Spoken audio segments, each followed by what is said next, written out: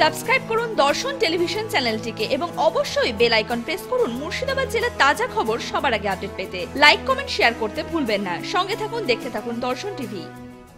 দোষী সাব্যস্ত হলেন 2014 সালে আশাবরী আবাসনের খুনে ধৃত অভিযুক্ত নিত্যানন্দ দাস। বৃহস্পতিবার জেলা দেওয়ানি ও দায়রা আদালতের ডিস্ট্রিক্ট জজ পার্থসারথী চ্যাটার্জি নিত্যানন্দ দাসকে দোষী সাব্যস্ত করেন। শুক্রবার সাজা ঘোষণা করা হবে অভিযুক্তের। রায় হচ্ছে দোষী সাব্যস্ত হলো, কালকে সাজা ঘোষণা হবে। তা আমাদের বিচারের উপর আমাদের আস্থা আছে এবং আমরা বিচারটা ন্যায় বিচার যাতে হয় তার ব্যবস্থার জন্য যথেষ্ট চেষ্টা করেছি। আমার কলিগসরাও সঙ্গে ছিল এবং এটা উপযুক্তই মানে সাজা হওয়ারই কেস। এইভাবে বহরমপুর শহর তথা পশ্চিমবঙ্গে তিনটা মহিলার মার্ডার, ব্রুটালি মার্ডার, এ কল্পনাতীত। সমাজের একটা বিরাট এফেক্ট হয়েছিল। 2014 সালে এর শুরু হয়, এতদিনে সমাপ্ত হলো।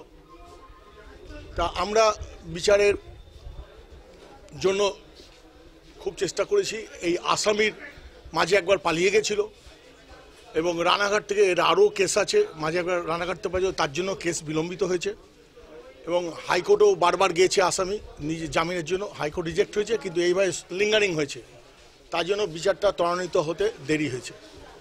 যাই হোক, আজকে প্রসিকিউশন এস্টাবলিশ করতে পেরেছে তার সাক্ষী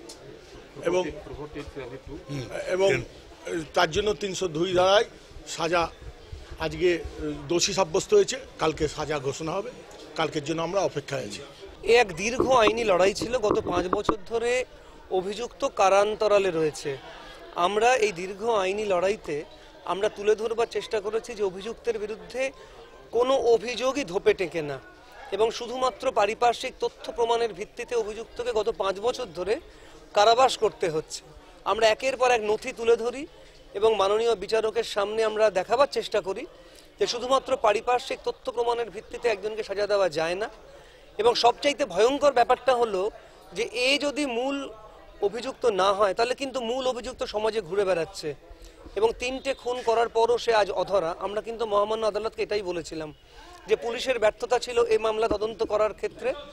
আমরা সমস্ত নথি তুলে ধরা সত্ত্বেও আজকে মাননীয় বিচারক তাকে দোষী সাব্যস্ত করলেন এবং দোষী সাব্যস্ত করার পরে মাননীয় বিচারকের সামনে দুটিই রাস্তা, একটি সর্বোচ্চ সাজা যা কিনা মৃত্যুদণ্ড, আরেকটি মিনিমাম সাজা যা কিনা যাবজ্জীবন কারাদণ্ড। আজকে আমরা মাননীয় বিচারককে এটাই বললাম যে তাকে যেন মিনিমাম সাজাটাই দেওয়া হয়, কারণ বাড়িতে তার বৃদ্ধা মা রয়েছেন এবং একটি ছোট ছেলে রয়েছেন।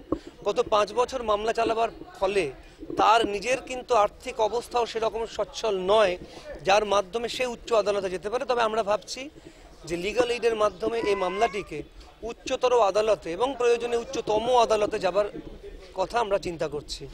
ডোমকল পুরসভা মানুষের সাথে, মানুষের পাশে। জনস্বার্থে ডোমকল পুরসভা ও পুরপতি সৌমিক হোসেনের পক্ষ থেকে প্রচারিত।